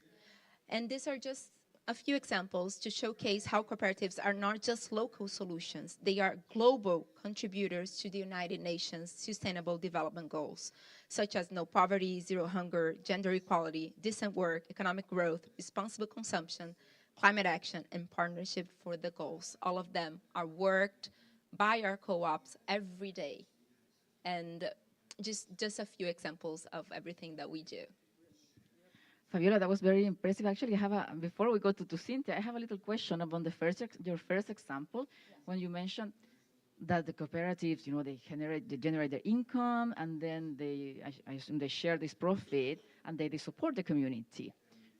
So they're supporting the community, it means that the owners receive fewer resources because they're supporting the communities. How they make this decision, the decision to say, okay, these we're gonna go back to everyone, and we're gonna kind of let it go.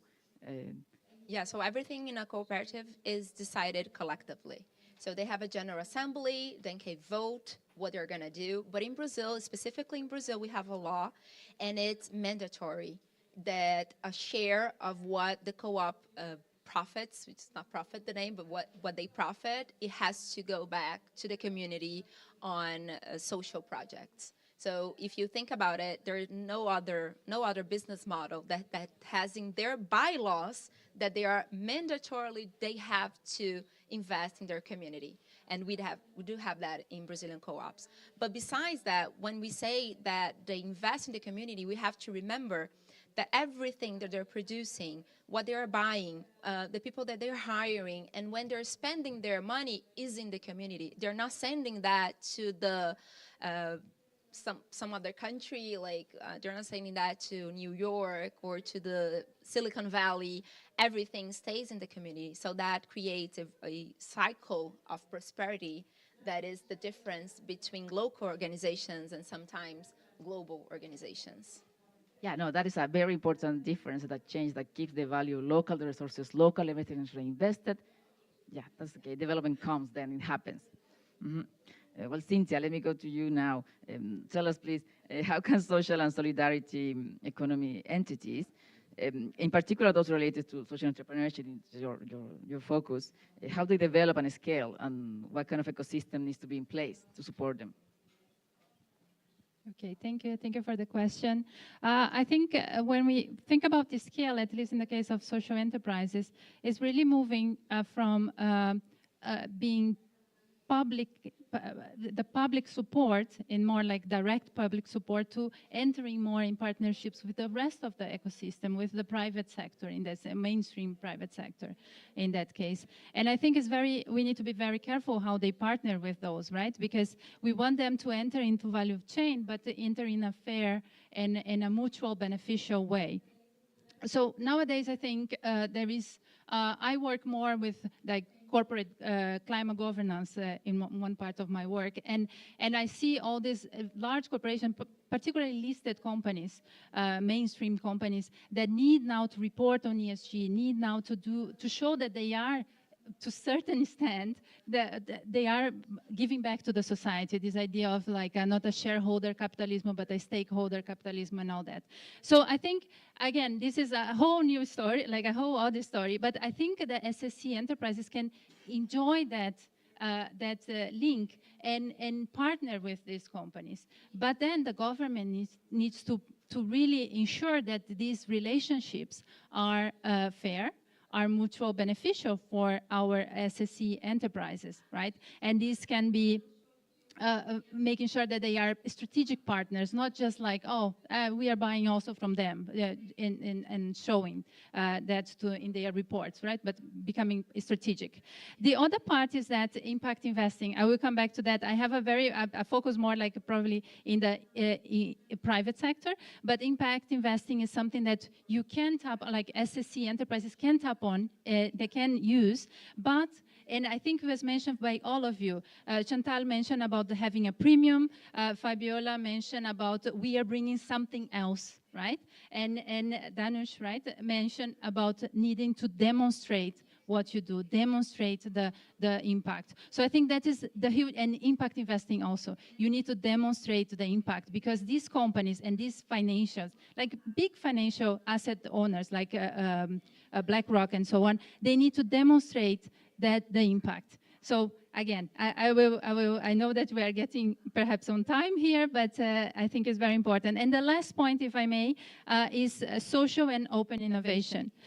We know that SSC enterprises are very much focusing solving challenges, challenging issues, and also sometimes systematic issues, social and environmental issues. So social enterprises, social innovation is intrinsic in what SSC enterprises do. And now I would say, like, once we have this ecosystem created, we also can have more open innovation, which is collaboration. Collaborating with the government, collaborating with the private sector to bring those innovations, those social innovations to life, because there is also a synergy within the ecosystem to do that. Thank you. Thank you, Cynthia. Chantaline, please.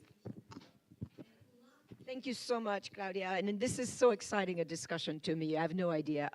So I just want to get back to a few things. And then I'm very happy to see my co-partner in crime here, Mustafa from ILO, joining us. I said I'm the head of the Interagency Task Force on SSC.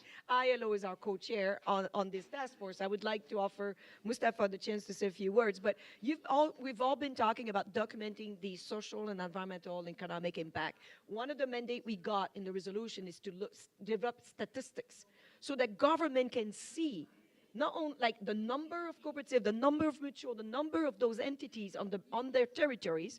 Second, that they can measure the impact they're having on job creation, on social cohesion, on social provision of goods, and so that it doesn't become an expenditure, but it is a payment for services that's provided by those entities, right?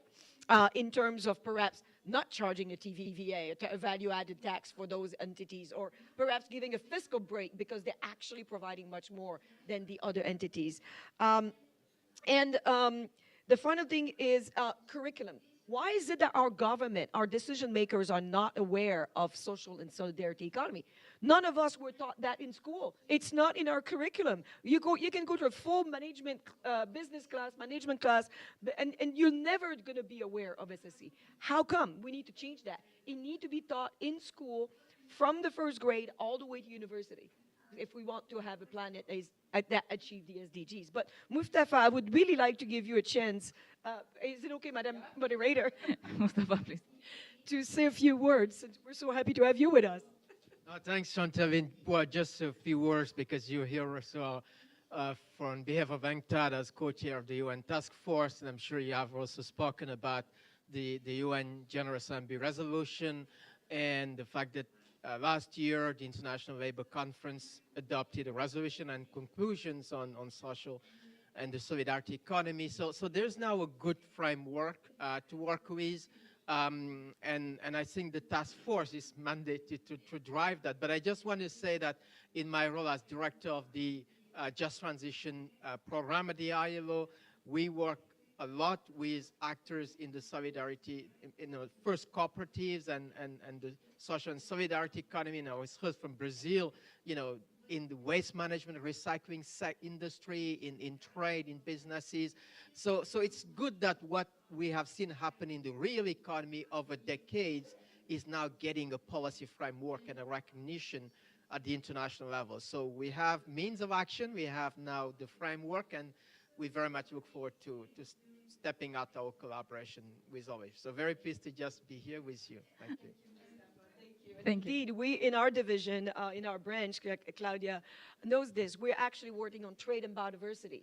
Biodiversity, sustainable extraction of biodiversity to maintain livelihood, and that's mostly social solidarity entity. We are working on non-plastic substitute, mostly social solidarity entities, circular economy, waste pickers, social solidarity economy, and yet people do not make that connection. And we need to help them to make that connection so that we have the enabling policy in place so this sector can grow to the level it needs to grow to help us solve the problem we're facing. Sorry, Claudia, I just want to... Sorry, I don't know, this is your passion, so it's okay, it's fine. Well, I don't know if someone has a question of the people here. If not, before I give you like 1 minute to kind of share a message of how what is one key action that policymakers need to do to support SDGs entities. I would like to ask a little question first to Fabiola, but you know there are cooperatives in the coffee sector, there's the example you mentioned. Can you tell me, with this EU regulation on deforestation, how they're going to work to comply with some of the regulations? Are you discussing these issues?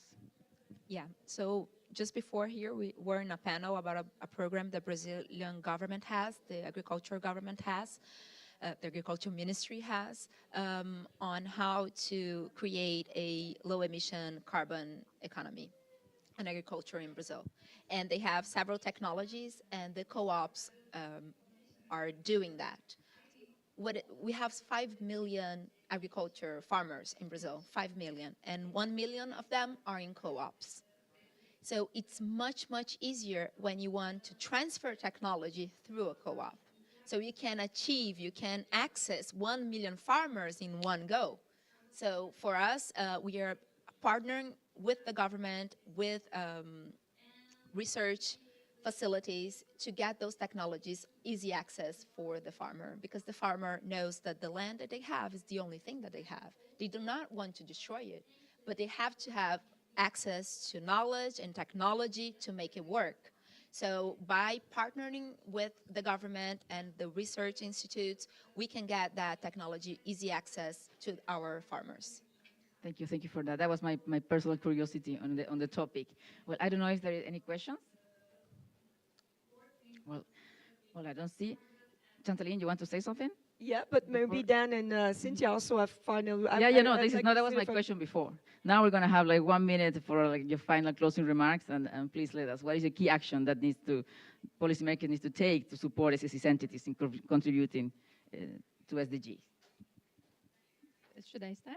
Okay. Yeah. So I will bring a little bit my own experience in Brazil, and I was from a footwear sector, and I study very much that sector. And we had cooperatives working. We had also many large enterprises that were, including my aunt actually is one of them, that work with several small, very micro enterprises that are doing a lot of social impact in it. And bringing back that to the 90s, for instance, when you had these type of organizations that were producing and were part of the value chain, but not really strategic for the value chain, or not really bringing value to the value chain. So it's very easy to just substitute them, to just ignore them, right? So I think bringing the technology that Fabiola is mentioning is very important, and bringing also the brand. You don't want to be an unbrand part of the value chain, because otherwise it's very easy to substitute you. So it's important branding, and a lot of this is a lot of managerial training that is required. Not only technological, which is also very important, but also managerial to understand like how you create your brand, how you create your own. And I'm very impressed at Aurora with the examples that Fabiola brought, because they did that. Right? They managed to export by themselves and creating that branding. So yeah, and if I have 1 second, I would say that really important getting the metrics out there. I feel like we know they are important, SSCs are amazingly important, but we don't know how much. We need to know how much. And that will be good for supporting policies coming from the government. They will have all the autonomy to say we need to do that. And also bringing the private sector, bringing everybody. When we know the impact, and that will be giant, then we have everybody looking into those companies. Thank you. Thank you, Cynthia. Danush. Yeah, so I just wanted to endorse the proposals made on valuing the impact, and Chantal, what you mentioned about statistics around the contribution of SSE entities and on curriculum. I just want to build on that with one additional thing, which is maybe not so obvious, like the value that society gives to people who start SSE enterprises or work in SSE entities. So that's also should be part of the curriculum, because one thing I see is like vast majority of the society doesn't value it, you know? Like, I mean, I'll just give you a personal example. I went to the bank to get a mortgage buy a house. I couldn't get it because, you know, I work for a not-for-profit, which is new in high risk category, even though I have a PhD and everything.